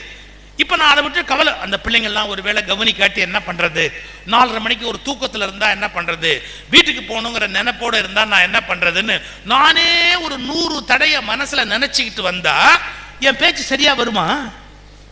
தடையாயிடும். நல்ல கவனிங்க, எனக்கு நீங்கள் தடை அல்ல, உங்களை பற்றிய என் எண்ணம் எனக்கு தடை. இன்னைக்கு சொல்லட்டுமா, நீங்க பல பேரை பத்தி வச்சிருக்கீங்களே அபிப்பிராயம், அதுவும் உங்க முன்னேற்றத்துக்கு தடை. அவன் என்னை பார்த்து பொறாமப்படுறான், அவங்களுக்கு என்ன கண்டா ஆகாது, அந்த டீச்சருக்கு என்னை பிடிக்காது, எனக்கு அது சரியா இருக்காது. இப்படி எல்லா விஷயத்திலும் நீங்க சில விஷயத்தை நீங்களா உருவாக்கிக்கிறீங்களே, அங்க இல்ல, ரியலா அது இல்ல, ஆனா உருவாக்கிக்கிறீங்களே, அது எவ்வளவு பெரிய தடை தெரியுமா? நான் எது புரிய வைக்கிறதுக்கு உடனே டக்குன்னு ஒரு கதை சொல்வேன், இல்ல ஒரு இன்சிடென்ட் சொல்வேன், ஏன்னா நனவுல அப்படியே பதியும். ஒரு போட்டி வச்சாங்க. அதாவது பூட்டு திறக்கிறதுல ஒருத்தர் ரொம்ப நிபுணன். அப்படி போய் அப்படி சாவி அப்படி போட்டு பூட்டு திறப்பா. எவ்வளவு பெரிய ஆள் பூட்டி இருந்தாலும் அவன் வச்சிருக்கிறான் 2 சாவி, அப்படி போடுவான், திறந்துடுவான். 2 நிமிஷத்துக்கு மேல அவனுக்கு ஆகாது, டக்குன்னு திறந்துடுவான். அவ்வளவு கெட்டிக்காரன் அவன். 2 நிமிஷத்துல திறப்பான உடனே அனௌன்ஸ் பண்றாங்க. 2 நிமிஷத்துக்கு மேல ஆனா அவன் சொல்றான், நான் 5 லட்சம் ரூபாய் தர்றேன், யாராவது சேலஞ்ச் பண்ணுங்க. உடனே போட்டி வச்சா 1 லட்சம் 2 லட்சம் ஜெயிச்சுக்கிட்டே வந்துட்டான். ஒரு குரூப் என்ன பண்ணாங்க, அவனை கூப்பிட்டு ஒரு போட்டி வச்சாங்க. தம்பி, இது சாதாரண போட்டி இல்லை, வாழ்வா சாவான்னு போட்டி. உன்னை ஜெயிலுக்குள்ள வச்சிருவோம், பூட்டுக்குருவோம். அந்த பூட்டை 2 நிமிஷத்துக்குள்ள நீ திறந்துட்டு வந்தா உன் அதிர்ஷ்டம், 5 லட்சம் ரூபா கொடுப்போம். நீ திறக்கல அப்படின்னா நீ ஜெயிலே இருக்க வேண்டியதுதான், நாங்க ஒன்றும் பண்ண முடியாது, ஒத்துக்கிறியா? அவன் சொன்னான், நான் திறந்துருவேன் சார், கவலைப்படாதீங்க சார். பூட்டினாங்க, உள்ள வச்சாங்க, அவனை பூட்டினாங்க. அவன் திறக்க போறான், திறக்க மாட்டேங்க. ஒரு நிமிஷம் ஆச்சு, ஒன்று வேர்த்துருச்சு அவனுக்கு, அப்படியே உடம்பெல்லாம் நடுங்குது. 2 நிமிஷம் ஆகி பெல் அடிச்சிருச்சு. அச்சோ, வாழ்க்கையிலே தோத்தது இல்லையே, தோத்துட்டோமே அப்படின்னு. ஏன் சார், என்ன மாதிரியான பூட்டு சார் இது? நானும் எவ்வளவோ ட்ரை பண்ணேன். தம்பி, நாங்க பூட்டவே இல்லை. நீ பூட்டி இருந்தா தானே திறப்ப. ஆமா, நாங்க பூட்டவே இல்லை. நான் சொன்னது கற்பனை கதை இல்லை, உங்க வாழ்க்கை. சில விஷயங்களை நீங்களாக அனுமானித்துக் கொண்டு அதில் சிறை வைத்துக் கொள்ளுகிறீர்கள். அந்த கற்பனைகளை நீங்கள் விட்டுவிட்டால் மிகப்பெரிய வெற்றிகளை வாழ்க்கையில் சம்பாதிக்க முடியும். எனக்கு அந்த நாள் சரியா ஒத்துழைக்காது, அவர்கிட்ட போனா என்ன ஃபெயில் ஆக்கிடுவாரு. அதாவது இந்த இமிகிரேஷன் கியூல போகும்போது கூட சார் சில பேர் அவங்க கிட்ட போனா பரவாயில்ல, இவங்க கிட்ட போனா பரவாயில்ல, இது மாதிரிலாம் நினைப்பாங்க மனசுக்குள்ள. இந்த டோல்கேட்ல போகும்போது கூட அந்த டோல்கேட் வழியா நம்ம வண்டி போயிட்டா பரவாயில்ல, இதுல போனா நம்ம லாக் ஆயிக்குவோம், ஏதோ அது மாதிரிலாம் நினைப்பாங்க. இப்ப சொல்றேன் கேட்டுங்க, நிஜமான தடைகளை விட நமது கற்பனைகள் தான் அதிகமான தடைகளாக நம்முடைய வாழ்க்கையை சிறைப்படுத்துகின்றன. இதை மட்டும் நீங்க விளங்கிக்கிட்டீங்க, புரிஞ்சுக்கிட்டீங்க அப்படின்னு சொன்னா மிகப்பெரிய மாற்றத்தை நோக்கி நீங்க போக முடியும். நமக்கு சில தடையே கிடையாது, ஆனா அதெல்லாம் தடைன்னு நாம கற்பனை பண்ணி அப்படி ஏற்படுத்தி வச்சுக்குவோம். அதுல இருந்து நாம வெளியில வரணும் அப்படிங்கிற ஒரு உறுதியை நீங்கள் மனதில் பெற வேண்டும். அப்புறம் இன்னொரு கோணத்துல சொல்றேன். ஒரு பள்ளிக்கோ ஒரு கல்லூரிக்கோ பொது வாழ்க்கைக்கோ வர்றோம், விதவிதமான மொழி பேசுகிற மக்கள் வருவாங்க. சிங்கப்பூர்ல பார்த்தா எனக்கு ஆச்சரியம், தமிழ் இருக்கு, மலேசியா மொழி இருக்கு, சிங்கப்பூர் அந்த சீனர்கள் மொழி மாண்ட்ரின் ஒரு மொழி இருக்கு, 3 மொழி இருக்கு. நிறைய குழந்தைங்க, நான் அந்த காலனி தங்கி இருக்கிற வீட்டில இருந்து வெளியே போனா ஒரு மலையா குழந்தை போகுது, ஒரு தமிழ் குழந்தை போகுது, ஒரு சீனர் குழந்தை போகுது, எல்லாம் ஒன்னா சேர்ந்து விளையாடுது. எந்த விதமான பாலிடிக்ஸ் அதுங்களுக்குள்ளே இல்லை. இருக்கும், லேசா இருக்கும் அரசியல், அது வேற, ஆனா பெரிய அளவுல இல்லை. அப்போ வெவ்வேறு நாட்டு வெவ்வேறு மொழி பேசுகிற வெவ்வேறு இன வெவ்வேறு மத எல்லாரும் பிரிவு, வேறு மதம், வேறு இனம், வேறு நாடு, வேறு மொழி. புரிஞ்சுக்கங்க, they are comfortable. இந்த வார்த்தை தான் முக்கியம், they are comfortable. அப்ப எத்தனை பேதங்கள் இருந்தாலும் அதை பெருசா நம்ம எடுத்துக்கூடாது. இந்த நான் வயிறு குடல் சம்பந்தமான ஒரு நிபுணர் டாக்டர் சந்திரசேகர்னு பேரு, பத்மஸ்ரீ விருது வாங்கினவர். அவர் என்கிட்ட சொல்லி ஒன்று சொல்ல சொன்னார். அவர் சொன்ன செய்தி ஒன்று என்னன்னு கேட்டீங்கன்னா, இந்த பல பேர் பயத்தினால இந்த கையில ஒரு கயிறு கட்டுவாங்க. இந்த இடத்துல இந்த கயிறு இது பாருங்களேன், அழுக்கா இருக்கும். இந்த கயிறு எத்தனையோ நாளைக்கு முன்னாடி கட்டின கயிறு. நீங்க வலது கையில கட்டிட்டு கை கழுவி சாப்பிடும் போது இது பாருங்க, இங்க நனைஞ்சு இந்த கயிறு இருக்குல்ல, இந்த கயிறுல இருந்து தண்ணி சொட்டு சொட்டா சாப்பாட்டுல விழும். அதை சாப்பிடுவாங்க, அவங்களுக்கு தெரியாது. தினந்தோறும் இந்த கயிறு ஈரமா இருக்கிற போது வெளியில 1000 பாக்டீரியாவை இழுத்துக்கும். அதை கழுவும் போது நம்ம சோத்துல போய் விழும். அதை நாம எடுத்து சாப்பிட்டு நமக்கு அந்த பாக்டீரியா உள்ள போய் டெவலப் ஆகுங்கிற சின்ன விஷயம் நம்ம ஆட்களுக்கு தெரியாது. உங்களுக்கு கயிறு கட்டின ஆசையா இருந்தா கழுத்துல கட்டிங்க, கட்டிக்கிட்டே தொங்குறதா தொங்குங்கோ, யாரும் வேண்டாம்னு சொல்லல. இது பாருங்க, இது உணவுல போய் அது விழக்கூடாது, இவ்வளவுதான் நான் சொல்ல வந்தது. இது உணவுல போய் இந்த தண்ணி விழுந்ததுன்னா அது நிறைய பாக்டீரியாவை உண்டு பண்ணி குடல் நோய் உள்ளவர்களாக இந்தியர்களை மாற்றுகிறது. நம்ம யோசிச்சோமா, யாரோ கொடுத்தான்னு ஒரு கயிறு கட்டிக்குவோம், இதை கட்டினா பரீட்சையில பாஸ் பண்ணிடலாம் அப்படின்னு. அப்படிலாம் இல்லை, நீ உழைச்சதான் பாஸ் பண்ண. ஒரு பையன் கோயிலில் வேண்டிட்டு இருக்கிறான். என்ன வேண்டான்? ஆண்டவா இந்தியாவுடைய தலைநகரமா சென்னை ஆக்கிது, இந்தியாவுடைய தலைநகரமா சென்னை ஆக்கிது அப்படி. நான் ஒன்று ஏண்டா அப்படின்னு, இல்லை நேற்றுக்கு பரீட்சையில் கேள்வி வந்தது, இந்தியாவின் தலைநகரம் சென்னைன்னு எழுதிட்டேன், அதை திருத்தறதுக்குள்ள யாராவது மாத்திட்டாங்கன்னா என் விடை சரியா போயிடும், அது நம்மால முடியாது சாமியால தான் முடியும்னு வேண்டிக்கிட்டு இருக்கிறேன்னா இது நியாயமா? அது நியாயமா? நாம என்ன நினைக்கிறோமோ அது இந்த உலகத்தில் நடந்துடணுமா? நாம நம்மளை தகுதிப்படுத்திக்கணுமே ஒழிய கடவுளை எதில் இழுக்கிறது அப்படிங்கிற ஒரு கணக்கு இருக்கணும். நான் இப்ப சொல்ல போற செய்தி சில பேருக்கு கொஞ்சம் ஒரு மாதிரி துணுக்குன்னு கூட இருக்கும். ஒருத்தர் சொல்றாரு, ஆண்டவரே எங்கள் குழந்தைகளுக்கு எழுதுவதற்கு எளிய கேள்விகளை தாரும்னர். ராங். ஆண்டவரே எங்கள் குழந்தைகள் எழுதுவதற்கு எளிய கேள்விகளை தாரும் இல்லை, கடினமான கேள்விகளை என் பிள்ளைகள் எழுதி வெற்றி பெற்றால்தான் நாளைக்கு நல்ல அறிவாளிகளாக வளர்ந்து இந்த நாட்டை காப்பாற்றுகிற சக்தி உடையவர்களாக இருப்பார்கள். Life must be challenging. என்ன கேட்கணும்? கடினமான கேள்வி கூட தா, நான் ஆன்சர் பண்றேன். கடினமான கேள்வி கூட தா, நான் எழுதுறேன். அந்த மனோபாவத்தை வளர்க்கணும். நான் பரீட்சையில பாஸ் பண்றதுக்கு ஈஸியா, அதுக்கு உரிய ஈஸியான கொஸ்டினா வரணும்னா you are unfit for life. நீ வாழ்வதற்கு தகுதியற்றவன். அதை புரிஞ்சுக்கணுமா இல்லையா? ஒரு விலங்கினம் பத்தி நான் படிச்சேன். நம்ம நண்டு மாதிரி அது ஒரு விலங்கினம். அது கடல்ல ஒரு ஓடோடு இருக்கும். அது என்ன பண்ணும்னா, அந்த ஓடு ஒரு எல்லைக்கு அப்புறம் அந்த ஓடு வளராது, இறுக்கமாயிடும். அந்த உயிரினத்தால உள்ள வளர முடியாது. சங்கு மாதிரி சிப்பி மாதிரி உள்ள அதால வளர முடியாது. அது என்ன பண்ணிக்கும்னு கேட்டீங்கன்னா, போய் பாறையில முட்டும். டம்மு டம்மு டம்முன்னு முட்டும். பாறையில முட்டுன உடனே அந்த ஓடு உடஞ்சு போயிடும். ஓடு உடஞ்ச உடனே அது என்ன பண்ணும்? வளரும், வேகமா வளரும். எவ்வளவு வளர முடியுமோ வளரும். ஆனா இயற்கை வலிமையானது. வளர வளர ஓடு வளர்ந்துடும். ஓடு மறுபடியும் அதை மூடிடும். அப்ப அதுக்கு மேல அதால வளர முடியாது. திரும்பி போய் முட்டி மோதி அதை உடைச்சு திரும்பி என்ன எழுதுறான்? அந்த விலங்கினம் 8 முறை அல்லது 7 முறை அந்த ஓட்டை உடைச்சு தான் மேல வளருது அப்படிங்கிறான். நல்லா புரிஞ்சுக்கணும். நமக்கு வருகிற எல்லைகளை நாமே உடைத்து கொண்டு நாம் வளர்ந்து கொண்டே இருக்க வேண்டும் என்ற எண்ணம் வர வேண்டுமே ஒழிய, குறுகிய எல்லைக்குள் பாதுகாப்பாக இருக்க வேண்டும் என்ற எண்ணம் பிள்ளைகளுக்கு வரக்கூடாது. இந்த உலகத்திலேயே கம்ஃபர்ட் ஜோன் எது தெரியுமா? மேக்சிமம் கம்ஃபர்ட் உள்ள கம்ஃபர்ட் ஜோன் எது? அம்மாவோட வயிறு. நீங்க 10 மாசம் குழந்தையா உட்கார்ந்துருந்தீங்க, அதையும் வடிவேலு கிண்டல் பண்ணார். அந்த அம்மா சொல்லுவோம், 10 மாசம் இந்த வயிற்றுல சுமந்த அப்படின்னு. உள்ள நான் எவ்வளவு கஷ்டப்பட்டு குத்து வச்சு உட்கார்ந்துருந்தேன் தெரியுமா? நீ என்ன சௌரியமா வெளியே சுத்திக்கிட்டு இருந்த? நான் தானே உள்ள லைட்டும் இல்லை ஒண்ணும் இல்லை, நான் என்ன பாடுபட்டேன்னு உனக்கு தெரியுமான்னு வடிவேலு கிண்டல் அடிப்பார். ஆனா உலகத்திலேயே கம்ஃபர்டபுளான இடம் எதுன்னா கர்ப்பப்பை. ஏன்? சாப்பாட்டுக்கு உழைக்க வேணாம். அம்மா சாப்பிட்டா அப்படியே டேங்னு டியூப் வழியா வந்துடும். மருந்து மாத்திரை வேணும்னாலும் அம்மா சாப்பிட்டா அப்படியே வந்துடும். உங்களுக்கு சௌக்கியமா உட்காந்துருக்கலாம், தூங்கலாம் தூங்கலாம் தூங்கலாம், எவ்வளவு நேரம் வேணாலும் தூங்கலாம். இந்த காலையில எக்ஸாமுக்கு அம்மா சில பிள்ளைங்களை எழுப்பும்போது, ஒரு 5 நிமிஷம் தூங்கிக்கிறோமா, ஒரு 2 நிமிஷம் தூங்கிக்கிறோமா, அப்புறம் 7 மணிக்கு ஒரு டிராமா நடத்துவாளுங்க பாரு. ஏமா என்ன எழுப்பல? என்னமோ அந்த அம்மா பரீட்சைக்கு போற மாதிரியும் அந்த அம்மா பரீட்சைக்கு போற மாதிரியும் இவங்க அம்மா மாதிரி பேசுவாங்க. என்ன எழுப்பி இருக்கலாம்ல, நான் பாஸ் பண்ணணும்ன்ற அக்கறை மட்டும் உனக்கு இருந்திருந்தா நீ என்ன எழுப்பி இருக்கலாம் இல்ல. நடிகர் திலகம் சிவாஜி கணேசன்லாம் உங்ககிட்ட பிச்சை வாங்கணும். பிச்சை எப்பேற்பட்ட நடிகர்களுக்கு தெரியுமா நீங்களா? அது ஒரு பக்கம் அப்படியே இருக்கட்டும்.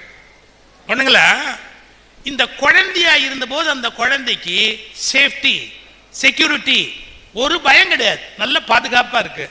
இந்த கம்ஃபர்ட் ஜோன்லயே அந்த குழந்தை இருக்கலாமா? எவ்வளவு நாள் இருக்கலாம்? 270 days to 300 days அவ்வளவுதான் இருக்கலாம் மேக்சிமம்.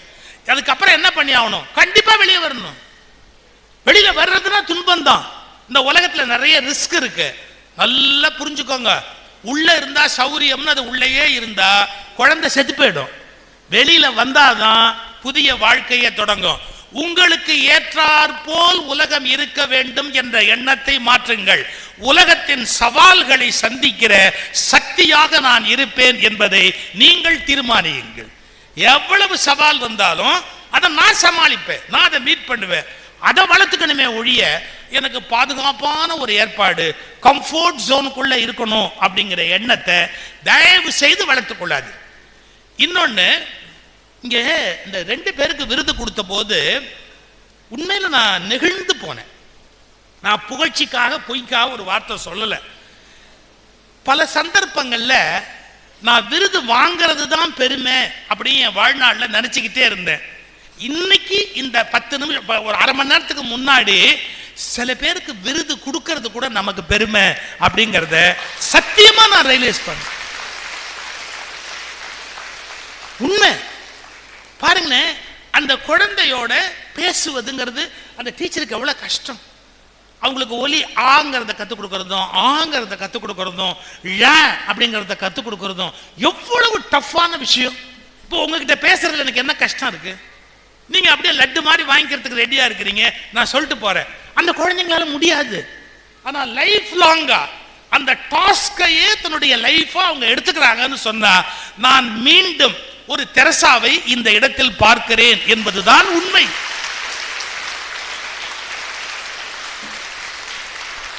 அவங்க எங்கேயோ இருக்கணும் அப்படின்னு அவசியம் இல்லை. அவங்கள பொறுத்த வரைக்கும் அவங்க லைஃப்ல மேக்சிமம் டைம் அந்த மாதிரி குழந்தைங்களுக்கு தன்னை அர்ப்பணிக்கிறதுக்கு தயாரா இருக்கிறாங்க. எவ்வளவு பெரிய விஷயம் அது. அப்புறம் அவர் சார் அந்த குழந்தைங்க ரசிக்கணும், இன்ட்ரெஸ்டிங்கா உன்னை கத்துக்கணுங்கிறதுக்காக என்னென்ன மாதிரி வள்ளுவரா மாறுறாரு, பாரதியா மாறுறாரு. அவருக்கு என்ன தலையெழுத்தா? டிப்டாப்பா ட்ரெஸ் பண்ணி ஸ்கூலுக்கு போகணும், அப்பதான் குழந்தைங்க நம்மளை மதிக்கும் அப்படிங்கிற சுய கௌரவத்தை பத்தி அவர் யோசிக்கல. குழந்தைங்க புரிஞ்சுக்கிட்டு அறிவாளி ஆகணும் அப்படிங்கிற ஒரே லட்சியத்தோட அவர் எதுவோ வேணாலும் இருக்க தயாரா இருக்காரு. உண்மையில சொல்றேன், அந்த பிறருக்காக வாழுதல் அப்படிங்கிற பகுதியில அவங்க ரெண்டு பேரும் எங்கேயோ போயிட்டாங்க. நீங்க இவங்களெல்லாம் ரோல் மாடலா எடுத்துக்கணும். எப்படி தன்னுடைய கல்வியை அடுத்த தலைமுறைக்கு கொடுக்கறதுக்கு அவங்க ரெடியா இருக்கிறாங்க. அப்படி குழந்தைகள்கிட்ட பேசுறது எவ்வளவு கஷ்டம் தெரியுமா? இந்த மாதிரி அந்த குழந்தைகளை ட்ரெயின் பண்றது. நான் இப்போ அதுக்கு கான்ட்ராஸ்டுக்காக ஒன்று சொல்லிட்டு போறேன். ஒரு பள்ளியில விழா, ஒரு பெரிய அரசியல்வாதி வர்றாரு, பதவியில் இருக்காரு ஒருத்தர். அவசர அவசரமா போகணும். அவர் கோவப்படுறாரு, எனக்கு டைம் இல்லை, வரவேற்புற சொல்லாதீங்க, தலைமை உரை வேண்டாம், யாரும் பேச வேண்டாம், நான் பேசிட்டு நான் பாட்டுக்கு புறப்படுறேன். அந்த ஸ்கூல் ஹெட்மாஸ்டர் சொல்றாரு, சார் ஒரு 2 minutes, முதல்ல எல்லா குழந்தைங்களுக்கும் ஒரு கிஃப்ட் கொடுக்கணும். நீங்க எங்க ஸ்கூல்ல அந்த குழந்தைங்களுக்கு ஒரு கிஃப்ட் கொடுக்கணும், கொடுத்துட்டு அப்புறமா நீங்க பேசுங்க சார். நோ, எனக்கு டைம் இல்லை, குழந்தைங்களுக்கு எல்லாம் கிஃப்ட் கொடுக்க எனக்கு டைம் இல்லை, வெரி அர்ஜென்ட். ஆச்சு பூச்சுன்னு அவர் பாட்டுக்கு ஆரம்பிச்சார். அவர் பேசுறாரு பேசுறாரு பேசுறாரு, யாரும் ரசிக்கல, யாரும் கைதட்டல, யாரும் என்ஜாய் பண்ணல. ஹெட்மாஸ்டரை பார்த்து எரிஞ்சு விழுந்தார். என்னையா ஸ்கூல் நடத்துற, எவ்வளவு உயிரை விட்டு பேசுறேன், ஒரு குழந்தை கூட ஒண்ணு கூட ரசிக்கவும் இல்லை, ஒன்றும் இல்லை. கோச்சுக்காதீங்க சார், எங்க குழந்தைங்களுக்கு காது செவிப்புலன் குறைவு. நான் முதலே உங்ககிட்ட என்ன கெஞ்சணும் தெரியுமா? அந்த ஹியரிங் எய்டு வழங்குற விழா தான் இன்னைக்கு வச்சிருக்கிறோம், எல்லா குழந்தைங்களுக்கும் நீங்க கொடுத்துருங்க, அப்புறமா பேசுங்கன்னு நாங்க சொன்னோம். நீங்க தான் அதை கொடுக்காமையே ஆரம்பிச்சீங்க, அதுக்கானதை நீங்க வாங்கி கட்டிக்கிட்டீங்க. நான் ஒரு வார்த்தை சொல்லட்டுமா? அந்த குழந்தைகளுக்கு இயற்கையில் காது கேட்காது, இந்த அகங்காரம் பிடித்த மனிதனுக்கு இருந்தாலும் காது கேட்காது. இவனை மன்னிக்க முடியுமா? இதை திருவள்ளுவர் எழுதி வச்சிருக்காருன்னா நம்புவீங்களா? இந்த ஆளை பத்தி திருவள்ளுவர் எழுதியிருக்கிறாரு. எங்க எழுதியிருக்காரு? எனைத்தானும் நல்லவை கேட்க. யார் தேர்ந்து நல்லது கிடைச்சாலும் வாங்கிக்கிற. உனக்கு நல்லது யாராவது சொன்னா, நீ யார் எனக்கு நல்லது சொல்றதுக்கு? நீ என்ன பெரிய ஆளா, என்னோட பெரிய ஆளா? அப்படி பேசாது. யாரு சொன்னாலும் அந்த நல்லதை ஒரு நிமிஷம் உள்ள வாங்கிக்க. உங்களையே யாராவது திட்டினாங்கன்னு வச்சுங்க, கிவ் மீ சம் டைம்னு கேளுங்க. எதுக்கு? நீ முட்டாள்னு அவங்க திட்டலாம். யாரும் நம்மளை திட்டுறாங்க, ஒரு 10 minutes or 15 minutes யோசிச்சோம்னா ஒரு ஆப்ஷன், நிஜமாவே நம்ம முட்டாளா இருக்கலாம். அப்ப கூட கோவப்படக்கூடாது, ஏன்னா அவன் வாழ்க்கையிலேயே சொன்ன ஒரே உண்மை அதுதான். யாரு? அவன் சொன்ன உண்மை. இன்னொன்னு, நம்ம முட்டாளா இல்லாம இருக்க வாய்ப்பு உண்டு. நம்ம தான் முட்டாளா இல்லையே, அப்ப அவன் சொல்றதை ஏன் சீரியஸா எடுத்துக்கணும்? சிரிச்சுக்கிட்டே போயிடலாம். நாம என்ன பண்றோம்? யாராவது முட்டாள்னா சண்டை போடுறோம் அவனோட, வேஸ்ட் ஆஃப் டைம். நாம முட்டாளா இல்லையாங்கிறது நமக்கு தெரியும், வேஸ்ட். கண்ணா எனக்கு எவ்வளவு நேரங்கிறது முதலே சொல்லியிருக்காங்க, நான் குறிச்சு வச்சிருக்கேன். எப்படி எக்ஸாம் ஹாலுக்கு நீங்க போகும்போது டைம் எல்லாம் பார்ப்பீங்களோ, அப்படி ஒவ்வொரு மேடைக்கு வரும்போதும் என் டைம் என்ன அப்படிங்கிறதையும் நான் பார்த்துட்டு தான் வருவேன், கவலைப்படாது. சரி, இப்ப நம்ம விஷயத்துக்கு வருவோம். யாரு சொன்னாலும் நல்ல விஷயம் சொன்னா அதை கேட்டுக்கொள்ளக்கூடிய பக்குவத்தை நாம் ஏற்படுத்தி கொள்ளணும். நீங்க வறுமையிலேருந்து வந்திருக்கலாம். இந்த 2 விஷயம் சொல்லி நான் முடிச்சிடுறேன், எனக்கு ஒரே டைம் முடிஞ்சு போச்சு. வறுமையிலேருந்து நீங்க வந்திருக்கலாம், அதை குறிச்சு வைக்கப்படாது, தயவு செய்து வைக்கப்படாது. என்னுடைய நண்பருடைய மகன் இன்ஜினியரிங் காலேஜில் சேர்க்கணும்னு ஆசைப்பட்டு கொண்டு போய் சேர்த்தார். அப்பாட்ட சண்டை போடுறான். என்ன போடுறான்? அவன்கிட்ட ஒரு பேண்ட் தான் இருக்கு, அவன்கிட்ட மாத்துக்கு நிறைய பேண்ட் இல்லை. பட் அங்க காலேஜில் பசங்க டெய்லி வெவ்வேறு கலர் போட்டு வரான், டிசைன். அப்பாவை திட்டுறான். என்ன சொன்னான் தெரியுங்களா? நீ உன் ஜம்பத்துக்கு கொண்டு போய் நாங்கள் சேர்த்துட்ட, உன் பெருமைக்கு என்னை கொண்டு போய் சேர்த்துட்ட, என்கிட்ட ஒரே பேண்ட் தானே இருக்கு, டெய்லி அதையே நான் போட்டுக்கிட்டு எப்படி போவேன், எனக்கு எவ்வளவு அவமானமா இருக்கு தெரியுமா அப்படின்னு அவர் வருத்தப்பட்டார். இப்படி சொல்றான்டா அப்படின்னு என்கிட்ட. நான் அந்த பையனை கூப்பிட்டேன், தம்பி கோச்சுக்காதரா கண்ணு, நானும் உங்க அப்பாவும் ரொம்ப வருஷமா ஃப்ரெண்ட்ஸு, ஒரு வார்த்தை சொல்லுங்க மாமா. என்ன சொல்லுங்க? நீ காலேஜில் படிக்க போனியா நடிக்க போனியாப்பா? படிக்கிறவங்க ஒரே ட்ரெஸ்ஸோட கூட இருக்கலாம்பா, நடிக்கிறவங்க தான் அடிக்கடி ட்ரெஸ் மாற்றணும். படிக்கிறவங்க எதுக்குப்பா ட்ரெஸ் மாற்றணும்? வேற பேண்ட் போட்டால் தான் உன்னை மதிப்பாங்களா? மார்க் வாங்குறதுக்கு அதுக்கு சம்மந்தம் இருக்கிறதா எனக்கு தோணலை. ஒன்று தெரிஞ்சுக்கோ, உங்க அப்பாவை நான் குறை சொல்றதுக்காக சொல்லலை. உங்க அப்பா ஏழை, ஆனால் லஞ்சம் வாங்காத ஒரு அரசு ஊழியர். உனக்கு தெரியுமாடா அது? ஒரு சல்லி காசு கை நீட்டி உங்க அப்பா வாங்க மாட்டான்டா. ஒரு சல்லி காசு கை நீட்டி வாங்க மாட்டான். அவன் இருக்கிற போஸ்ட்ல அவன் லஞ்சம் வாங்கணும்னு நினைச்சா லட்சக்கணக்கா வாங்கலாம். ஒரு லட்சக்கணக்கா லஞ்சம் வாங்குற இடத்துல வாங்காம இருக்கிற ஒரு அப்பனுக்கு பிறந்தேன்னு நீ பெருமைப்படு. அவன் பேண்ட் வாங்கி கொடுக்கலன்னு வருத்தப்படாது. உனக்கு வேணா என்ன கேளு, நான் வாங்கி தரேன், நான் வசதியா. ஆனா அது உங்க அப்பா வருத்தப்படுவான். நான் உனக்கு வாங்கி கொடுத்தா கூட கோச்சுக்குவான். நீ எதுக்கு என் பிள்ளைக்கு வாங்கி கொடுத்தேன்னு கோவமா கேட்பான். அதனால தான்டா என்னால வாங்கி தர முடியல. எதுக்கு சொல்ல வந்தேன்? துணிமணி நம்ம ஏழையா இருந்து ஒரு வாய்ப்பு வரலாம், ஏழையோட பிள்ளைங்கிறதுக்காக வைக்கப்படாது. ஆபிரகாம் லிங்கன் அமெரிக்காவுடைய ஜனாதிபதி ஆயிட்டார். அமெரிக்க ஜனாதிபதியா பார்லிமெண்ட்ல பேசும்போது ஒருத்தர் எந்திரிச்சு சொல்றா, மிஸ்டர் லிங்கன், நீங்க ஏதோ ஜனாதிபதி ஆயிட்டேன்னு கொம்பு முளைச்சிட்டு தான் நினைக்காதீங்க. உங்க அப்பா தச்சு கொடுத்த செருப்பு என் காலில் இருக்கு. என்ன அர்த்தம்? காப்லர். அவங்க அப்பா செருப்பு தச்சவர். ஆபிரகாம் லிங்கன் அப்பா நிறைய வேலை பார்த்துருக்கிறார், மூட்டை தூக்கி இருக்கிறார். அதனால உங்க அப்பா தச்சு கொடுத்த செருப்பு என் காலில் இருக்குது அப்படின்னா ஒரு ஜனாதிபதியை பார்த்து இப்படி சொன்னா எவ்வளவு வருத்தப்படணும், எவ்வளவு கோபப்படணும். லிங்கன் சிரிச்சுக்கிட்டே சொன்னார், என் தந்தை இறந்து 20 ஆண்டுகள் ஆகிவிட்டன. 20 ஆண்டுகளாக இன்னும் அந்த செருப்பு கிழியவில்லை என்றால் எவ்வளவு நேர்த்தியாக அந்த செருப்பை தைத்திருக்கிறார் என்று உங்களுக்கு தெரிகிறதா? அவ்வளவு சிறந்த தொழிலாளியின் மகன் என்று பெருமைப்படுகிறேன். 20 ஆண்டா கிழியாத ஒரு செருப்பை எங்க அப்பா தச்சு கொடுத்திருக்கிறார்னா அப்பேற்பட்ட ஒரு தொழிலாளியின் மகன் என்பதற்காக நான் பெருமைப்படுகிறேன். இப்போதும் எதிர்க்கட்சி தலைவருக்கு ஒன்று சொல்லிக் கொள்கிறேன், உங்கள் செருப்பு கிழிந்து போனால் கவலைப்படாதீர்கள், என்னிடத்தில் கொண்டு வாருங்கள், நான் செருப்பை தைத்து தருகிறேன். ஏனென்றால் அதான் அந்த பஞ்சு தான், ஏனென்றால் எனக்கு செருப்பு தைக்கவும் தெரியும், நாட்டை ஆளவும் தெரியும். எவ்வளவு பெரிய வார்த்தை பார். எனக்கு செருப்பு தைக்கவும் தெரியும், நாட்டை ஆளவும் தெரியும். அந்த ஆபிரகாம் லிங்கனுடைய வறுமையை நீங்க நினைச்சு பார்க்கணும். மேரி கியூரி 2 நோபல் பிரைஸ் வாங்கினாங்க தெரியுமா? மேரி கியூரி அவங்க படிக்கும் போது அவங்களுக்கு விருந்து கொடுத்துக்குவேன்னு எழுதுறாங்க வாழ்க்கை வரலாற்றுல. விருந்து என்ன தெரியுமா? பிரான்ஸ்ல போய் படிக்கிறாங்க மேரி கியூரி. படிக்க போகும்போது அவங்களுக்கு வசதி இல்லை சாப்பாட்டுக்கு. ஒரு ரொட்டி துண்டு, காஞ்ச ரொட்டி துண்டு தான் அவங்க சாப்பிட முடியும், அவ்வளவுதான். அவங்க நல்ல மார்க் வாங்கிட்டா தனக்கு விருந்து கொடுத்துக்குவாங்களாம். விருந்து என்ன தெரியுமா? ஒரு முட்டை, அவ்வளவு. ஒரே ஒரு முட்டை அவங்க ஆம்லெட் மாதிரி போட்டு சாப்பிட்டுட்டா அது விருந்து. நான் இப்ப சொல்ல போற விஷயம் சாதாரண இல்லை கண்ணு. பிரான்ஸோட குளிர் இருக்கு, பயங்கரமான குளிர். அந்த மாதிரி போத்திக்கிறதுக்கு கிடையாது, திக்கானது கிடையாது. டேபிள் இருக்குல்ல, அந்த டேபிளுக்கு உள்ள போய் உட்காந்துக்குவாங்க குளிர் தாங்கணுங்கிறதுக்காக. டேபிள் பாக்ஸ் மாதிரி இருக்கும், உள்ள போய் உட்காந்துக்குவாங்க. இருக்கிற என்னென்ன புஸ்தகங்கள் எல்லாத்தையும் முன்னாடி போட்டு மூடிக்குவாங்க. போர்த்தி கொள்வதற்கு கூட ஒரு போர்வை இல்லாமல் இருந்த பெண்மணி 2 நோபல் பரிசுகள் வாங்கி உலகத்தை அசர வைத்திருக்கிறார் என்பதை மறந்துவிடக் கூடாது. வறுமை வறுமை ஒருபோதும் வெட்கப்படக்கூடியது அல்ல. வறுமை ஒருபோதும் வெட்கப்படக்கூடியது அல்ல. அந்த உணர்வு நமக்கு இருக்கணும். காமராஜர் தலைவரா இருக்கிறார், நேரு பிரதமரா இருக்கிறாரு. அப்ப போகும்போது திடீர்னு நேரு விருதுநகரை தாண்டி போகும்போது, இதானே உங்க ஊரு அப்படின்னாரு. ஆமா. உங்க அம்மாவை பார்க்கணும். காமராஜர் சொன்னார், அதெல்லாம் ஒண்ணு வேணாம், நேரம் ஆயிடும், போலாம், அதெல்லாம் ஒண்ணு பார்க்க வேணாம். பார்க்கணும். உங்க அம்மா யாரு? நான் பார்க்கணும். அப்புறம் போற ஹைவேஸ்ல நிறுத்திட்டு அவ எங்க இருக்கான்னு யாருக்கு தெரியும்? சரி கண்டுபிடிங்கப்பா அப்படின்னா ஏதோ ஒரு தோட்டத்துக்கிட்ட வயக்காட்டுல களை எடுத்துக்கிட்டு இருப்பா. நல்லா கவனிக்கணும். அகில இந்திய தலைவர் பிரதமரோட வராரு, தோட்டத்துல களை எடுத்துக்கிட்டு இருப்பா எங்க அம்மா. எங்கன்னு கண்டுபிடிக்கிறது, இந்த ஆள் இவ்வளவு மிரட்டுறாரு அப்படின்னு நிறுத்திக்கிட்டு அவங்க அம்மாவை எப்படி கூப்பிடுவாரா அந்த சத்தம் கொடுத்தாராம். அந்த வயக்காட்டுல போய் நின்று ஒரு சத்தம் கொடுத்தாரு. அந்த அம்மா அங்கேயிருந்து ஓடியாருது, இப்படியே மகன் வந்திருக்கிறானா அப்படின்னு பார்த்து.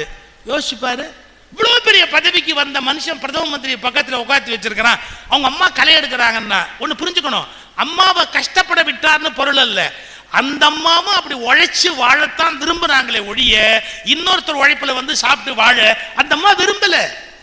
இதெல்லாம் நீங்க பிரமிக்கிற மாதிரி ஒரு வரலாறு இந்த நாட்டில். நான் வெறும் ஆபிரகாம் லிங்கன் சொன்னா போதுமா? இந்த நாட்டை நீங்க புரிஞ்சுக்கணுமா இல்லையா? அதனால ஏழ்மை வெட்கப்பட வேண்டிய விஷயம் அல்ல. மூட நம்பிக்கைகளில் சிக்கிக்கொண்டு மதிப்பெண்களை இழந்து விடாதீர்கள். இந்த உலகத்தில் தெரியாததை தெரியாது என்று ஒப்புக்கொள்ளுங்கள். யார் எது சொன்னாலும் அதை அப்படியே நம்பி வீணாகி விடாதீர்கள். எக்ஸிபிஷனுக்கு ஒருத்தன் போறான், 2 சின்ன மண்டபோடு வச்சிருக்கான், ஒரு பெரிய மண்டபோடு வச்சிருக்கான், ஒரு சின்ன மண்டபோடு வச்சிருக்கான். இது யாரோடது பாருங்க? இது வந்து வீர சிவாஜியோட மண்டபோடு. அது வச்சிருக்கீங்களா? பக்கத்துல சின்னதா இருக்கு, அது என்னன்னா அவர் சின்ன வயசுல எடுத்ததுன்னு. ஒருத்தருக்கு சின்ன வயசுல தனியா ஒரு மண்டபோட கிடைக்கும்? அப்படியா? இந்த முட்டாளை என்ன பண்றது? நீங்க யார் என்ன சொன்னாலும் தயவு செய்து நம்பாதீங்க. சயின்டிபிக்கா அது உண்மையா பொய்யா ஆராய்ச்சி. இன்னைக்கு வாட்ஸ்அப்ல வர்ற மாதிரி பொய்யும் புரட்டும் வேற எதுலையும் வராது. ஒரு அண்ட புழுகு ஆகாச புழுகு வருது, தயவு செய்து அதெல்லாம் நம்பாதீங்க. அண்ட புழுகுன்னு அர்த்தம் தெரியுமா? ஆகாச புழுகுன்னு அர்த்தம் தெரியுமா? மாட்டிக்கிட்டோம். அண்ட புழுகு ஆகாச புழுகுங்கிறமே அதுக்கு என்ன அர்த்தம் தெரியுமா? அண்ட புழுகுன்னு சொன்னா இந்த அண்டங்கள் இயங்குது இல்ல, இதுல மழை வெயிலுக்கு பகல் இயல் எல்லாம் எல்லாமே பொய்யே. அது சுத்திக்கிட்டே இருக்கிறதால சூரியன் பட்டா பகலாகுது, இதாகுது, வெயில் வருது, மழை வருது. அதாவது ஒன்று இருக்குது, அதுல ஏதோ ஒரு பொய் மாதிரி ஒன்று நடக்குது, அது அண்ட புழுகு. மேலே பார்த்தீங்கன்னா ஆகாசம் இருக்கு, இருக்கிற மாதிரி தெரியுது, போயிட்டே இருந்தா இல்லாத மாதிரி இருக்கு. கொஞ்சம் இருந்து புழுகுனா அது அண்ட புழுகு, கொஞ்சம் கூட இல்லாம புழுகுனா அது ஆகாச புழுகு. இந்த வார்த்தைக்கு அப்படி ஒரு அர்த்தம் அதுக்குள்ள சயின்ஸ் அதுக்குள்ள ஒளிஞ்சிருக்குது. இது மாதிரி தோணுனா தோண்டிக்கிட்டே போலாங்கன்னு. ஆனா ஒன்றை மட்டும் புரிஞ்சுக்கங்க, நீங்க ஏதோ ஒரு மதம்னு வச்சிருக்கிறீங்களா, வீட்டில் சாமி கும்பிட சொல்றாங்களா, அது உங்க இஷ்டம், அது உங்களுடைய தனிப்பட்டது. ஆனா ஒரு மதத்தை சார்ந்தவர்கள் இன்னொரு மதத்தை சார்ந்தவர்களை காயப்படுத்துகிற வழக்கத்தை தயவு செய்து நிறுத்திவிடும். That is entirely different. இன்னும் பச்சையா சொல்லட்டுமா, பள்ளிக்கூடங்களுக்கும் ஜாதிக்கும் இடையில் சம்பந்தம் இல்லை, பள்ளிக்கூடங்களுக்கும் மதத்துக்கும் இடையில் சம்பந்தம் இல்லை, பள்ளிக்கூடங்களுக்கும் ஜாதி இன உணர்வுகளுக்கும் சம்பந்தம் இல்லை. அந்த வயது படித்து கல்வியை வளர்த்துக் கொள்வதற்கான அறிவு மட்டுமே. அந்த தூய்மையை உங்கள் மனதளவில் நன்கு பேணுங்கள். அதை ஒரு பெரிய விஷயமா எடுத்துக்கிட்டு எக்காலத்திலும் எந்த விதமான சண்டைகளையும் தயவு செய்து வளர்த்துக் கொள்ளாதீர்கள். இதெல்லாம் நான் சொல்றதுக்கு ஒரு நல்ல வாய்ப்பு. இப்படி ஒரு அருமையான மாணவ செல்வங்களை எதிரில் கூட்டி வச்சு ஒரு நல்ல வாய்ப்பு, இது மாதிரி கிடைக்கிறது ரொம்ப கஷ்டம். நீங்க எல்லாருமே தேர்வில் ஜெயிச்சு அதுக்கு அடுத்த தேர்வு இப்போ எழுதியிருக்கிறீங்க, சாதாரணமான விஷயம். கண்டிப்பா நீங்க 600 பேருமே பிரில்லியன்ட்ங்கிறது நிரூபிக்கப்பட்ட விஷயம். ஆனா அந்த பிரில்லியன்ஸ்ங்கிறதுல இன்னும் ஷார்ப்பா உங்களை தேர்ந்தெடுத்து உங்களை ஊக்குவிக்கிறதுக்காக இந்த ஏற்பாட்டை பண்ணியிருக்கிறாங்க. உண்மையை நான் மகிழ்ச்சி அடைகிறேன். எத்தனையோ விழாக்கள்ல போய் நான் பேசினா கூட இன்றைக்கு அடிமட்டத்தில் இருக்கிற மாணவர்கள் படிப்பதற்காக வழிவகுத்து அதை ஏற்பாடு பண்ணியிருக்கிற இந்த அமைப்பில் நான் கலந்து கொண்டதை என் வாழ்நாளில் ஒரு மிகப்பெரிய சிறப்பாக சிறந்த நாளாக இந்த நாளை நான் நினைக்கிறேன். இந்தியா உங்களை நம்பி இருக்கிறது, உலகம் உங்களை நம்பி இருக்கிறது, பெற்ற தாய் தந்தை உங்களை நம்பி இருக்கிறார். என்னைக்காவது முடிஞ்சா உங்க அம்மா கைங்களை பாரு, அம்மாவோட கையை பாரு, எத்தனை உழைப்பு தெரியுமா, எத்தனை உழைப்பு தெரியுமா. நம்ம அம்மா எல்லாம் எல்லா பிள்ளைகளுக்கும் தோசை சுட்டு போட்டு மாவை அரைச்சு துணியை துவைச்சு படாத பாடுபட்டு அந்த அம்மா செஞ்சிருக்கிறத ஒரு நாள் யாராவது உங்க அப்பா கால் பார்த்துருக்கீங்களாடா? உங்க அப்பாவோட அந்த கணுக்காலுக்கு கீழே இருக்கிற கால் யாராவது ஒரு நாளாவது உங்க அப்பாவோட காலை பார்த்துருக்கீங்களாடா? டேய், வெடிப்பு விட்டுருக்கோம், வயல்லையும் வரப்புலையும் நடந்திருப்பாரு, செருப்பு வாங்க முடியாம போயிருக்கோம். அப்பாக்களுடைய பனியன்கள் பொத்தலோட தயாரிக்கப்படுகின்றன அப்படின்னு ஒருத்தன் கவிதை எழுதினான். அப்பாவுடைய பனியன்கள் மட்டும் பொத்தலோட தயாரிக்கப்படுகின்றன அப்படின்னு. உங்க அப்பாவை, உங்க அம்மாவை, இல்ல உங்க தாத்தாவை, பாட்டிய யாரோ உங்க குடும்பத்துக்காக ஒரு தியாகம் செஞ்சிருப்பாங்க. அவங்கள நீங்க நினைச்சுக்கங்க. நீங்க எங்கோ இருக்கிற கோயில போய் எங்கேயோ இருக்கிற சாமியை பார்க்கறத விட கண்ணுக்கு எதிரில் இருக்கிற அப்பனும் ஆத்தாளும் தாத்தாவும் பாட்டியும் நம்முடைய நடமாடுகிற தெய்வங்கள் அப்படிங்கிற உணர்வை மனசுல ஏற்படும். நான் வேடிக்கைக்கு சொல்லல, நான் புகழணுங்கிறதுக்காக சொல்லல. அவங்க கோபக்காரங்களா இருக்கலாம், அப்பா கொஞ்சம் குடிக்கிறவரா கூட இருந்திருக்கலாம், ஏதோ 2 தப்பு நடந்திருக்கலாம், நான் இல்லைன்னு சொல்லல. எப்படி இருந்தாலும் நம்ம அப்பா அம்மா மட்டும் எப்படி தெரியுமா, நாட்டை வித்து, காட்டை வித்து, கழனியை வித்து, தங்கத்தை வித்து, தாலியை வித்தாவது பிள்ளைங்களை படிக்க வைக்கணும், பிள்ளைங்களை படிக்க வைக்கணும் மட்டும்தான் நினைப்பாங்க. இந்திய பிள்ளைகளை போல, இந்திய பெற்றோர்களை போல ஒரு மிகப்பெரிய தெய்வங்களை பெற்ற இந்திய பிள்ளைகளை போன்ற பிள்ளைகள் உலகம் எங்கும் தேடினாலும் கிடைக்க முடியாது. நான் வெறும் புகழ்னு சொல்லலடா.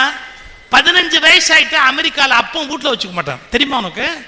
15 வயசு ஆயிட்டா பையன் வெளியில போய் சம்பாதிக்கணும், போய் பப்புல கிளாஸ் கழுவணும், டீ கடையில போய் வேலை பார்க்கணும். அமெரிக்கால சரவண பவன் இருக்குது, ஹோட்டல் சர்வரா இருக்கிறதெல்லாம் யாருன்னு பாருங்க, பள்ளிக்கூடத்து பையன்.